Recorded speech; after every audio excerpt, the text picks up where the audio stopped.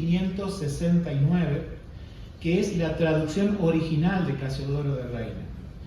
Casiodoro de Reina tardó 12 años en hacer la traducción. Había intentos antes de Reina, por ejemplo Francisco de Encinas, y luego continuó su trabajo Pérez de Pineda en el año 1556, y en el año 1569, o sea, 12 años antes, había emprendido esa revisión y utilizó estos textos de otras personas que habían hecho el Nuevo Testamento, pero no se tenía la Biblia completa en el español traducido de las lenguas originales, es decir, en el Antiguo Testamento el hebreo y el arameo, y en el Nuevo Testamento el griego.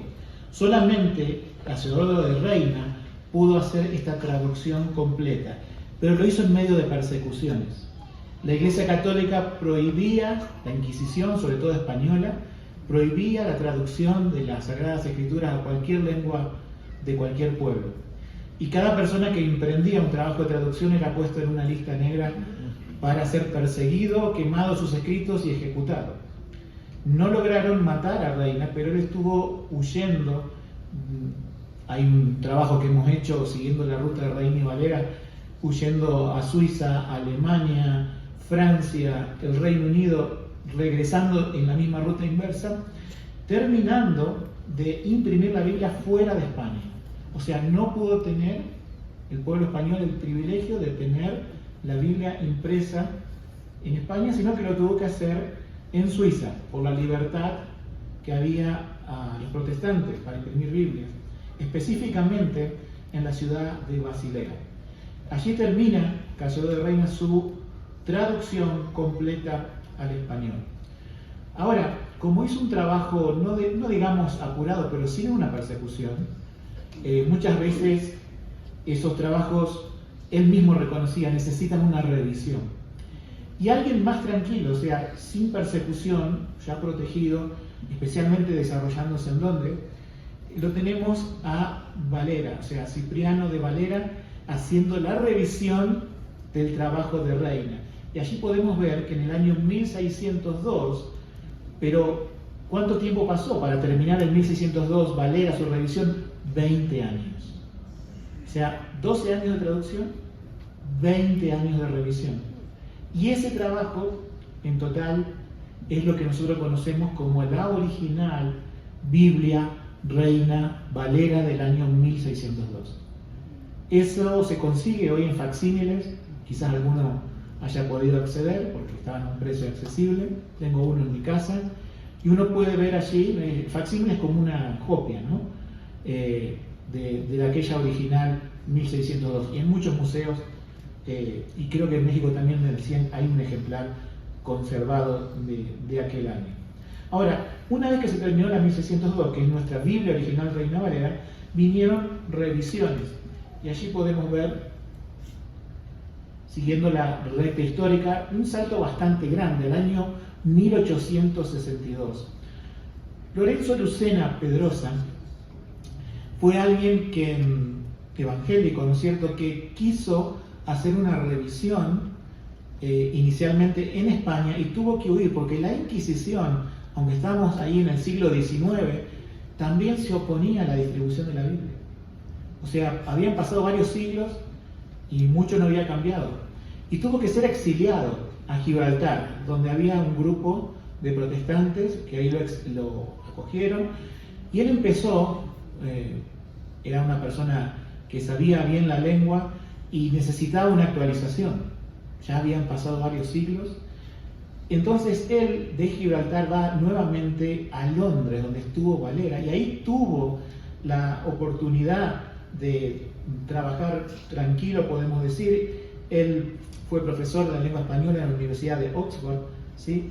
Y entonces allí hizo un gran trabajo de actualización gramatical. No textual, porque no había problemas textuales, no se había alterado nada de eso, sino la parte gramatical. Y podemos decir que su edición, que sacó en 1862, tenía la particularidad que estaba sin los libros apócrifos, es decir, esos libros que agrega el catolicismo en el Antiguo Testamento. Ustedes se preguntarán, ¿pero cómo? ¿En 1602 estaban esos libros? Sí, estaban, pero no como parte de la Biblia, sino en un apartado aclarando que no eran parte del canon bíblico. Pero como en el siglo XIX se dijo, bueno, si no es parte del canon bíblico directamente ya no lo ponemos, ni como curiosidad histórica ni como nada, lo sacamos completamente. O sea que podemos decir que esa particularidad del año 1862 con Lorenzo Lucena Pedrosa no aparecieron más los apócrifos.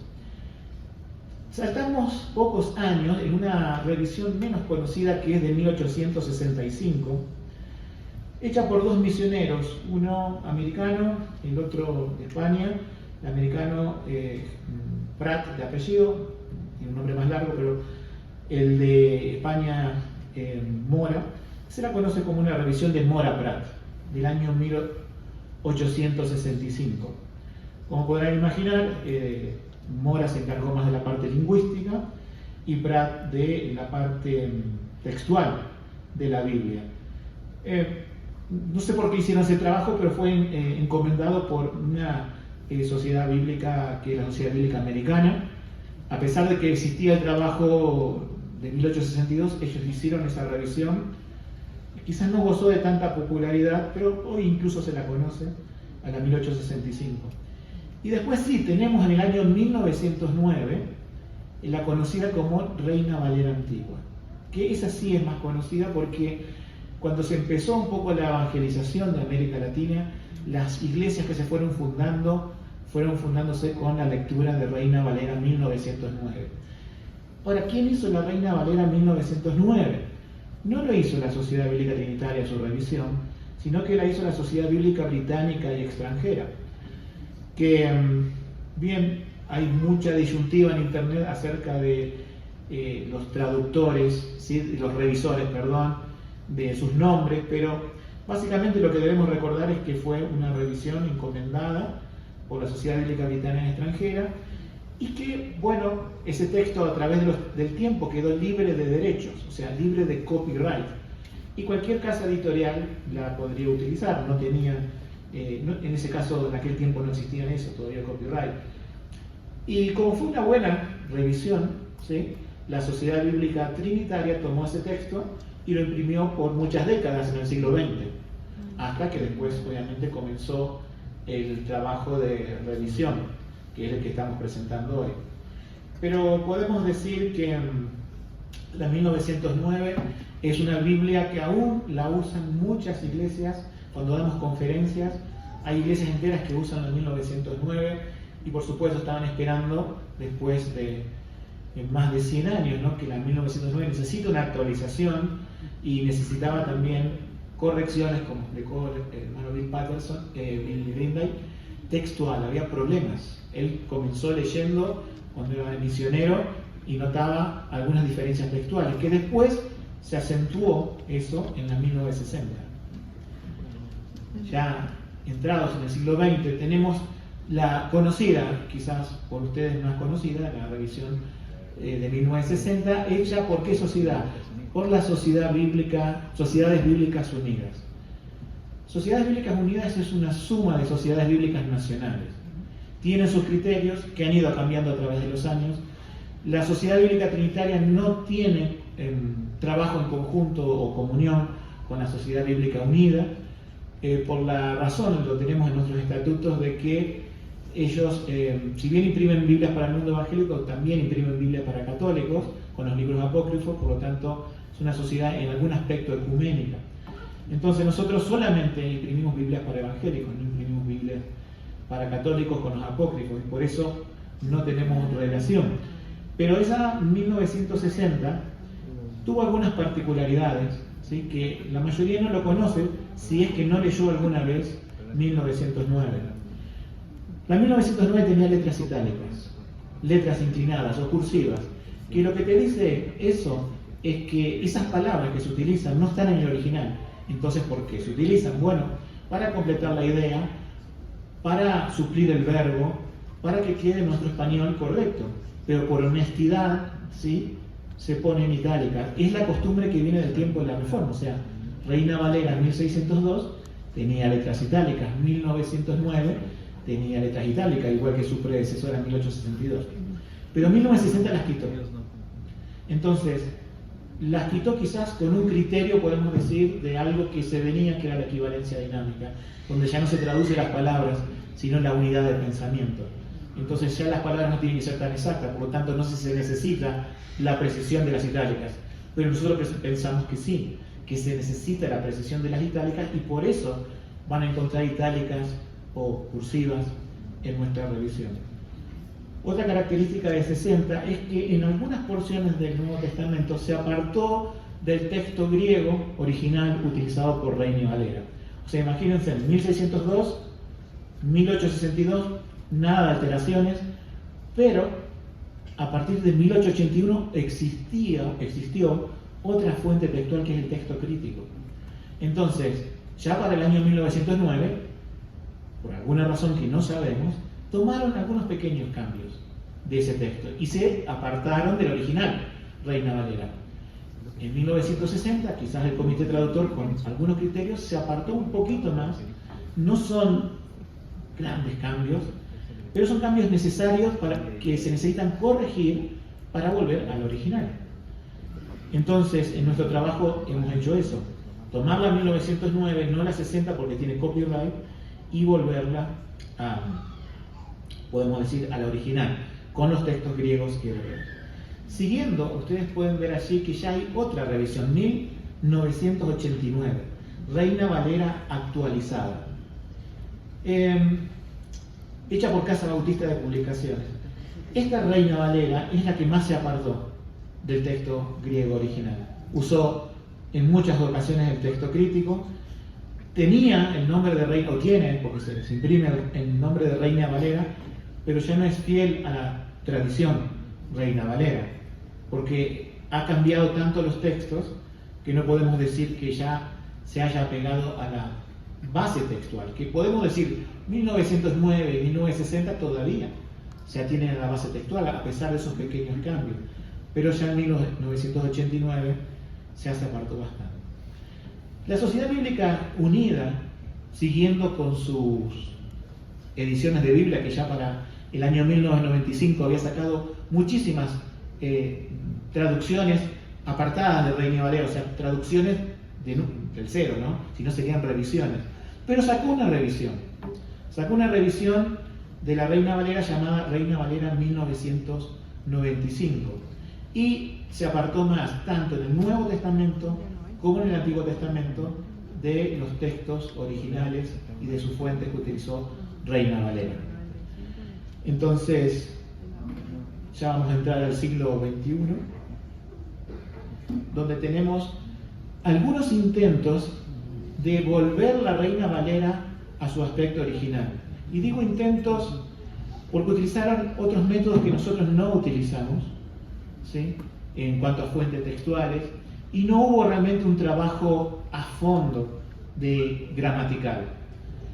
Son intentos hechos por denominaciones, especialmente bautistas independientes, como en el 2001 la Reina Valera Purificada y en 2004 la Reina Valera Gómez, que, digamos, a diferencia de nuestro trabajo, ellos tomaron un texto, que es el texto de Scrivener, el texto Receptus, y no ha profundizado demasiado en la gramática, ha quedado más o menos muy parecido a la 60, ¿sí?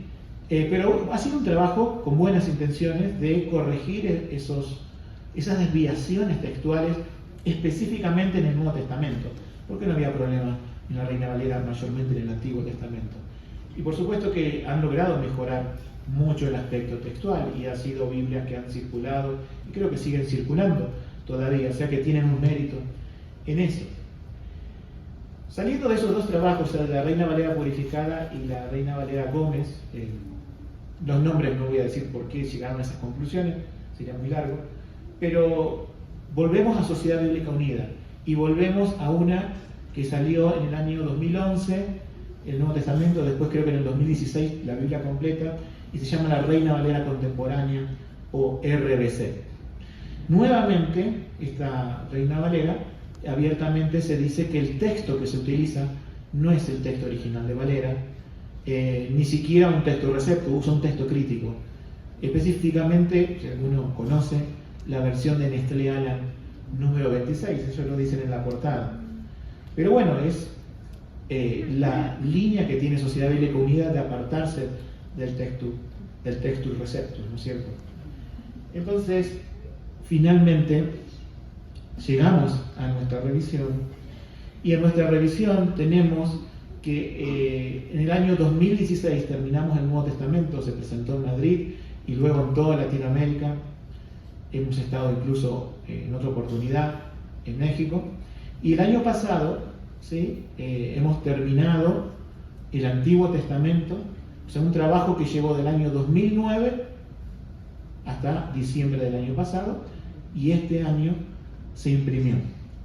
Las características brevemente de nuestra revisión, porque después mis amigos lo van a decir, es que volvemos a la identidad original de Reina Valera 1602, tomando como base el texto de 1909, el libro de derechos, tomando como bases las ediciones griegas de aquel tiempo, que después el doctor Jorge Ruiz va a explicar, tomando el Antiguo Testamento, el texto hebreo también de aquel tiempo, y haciendo una revisión gramatical sumamente profunda, ¿sí? O sea, dos aspectos: textual, para exactitud, y gramatical.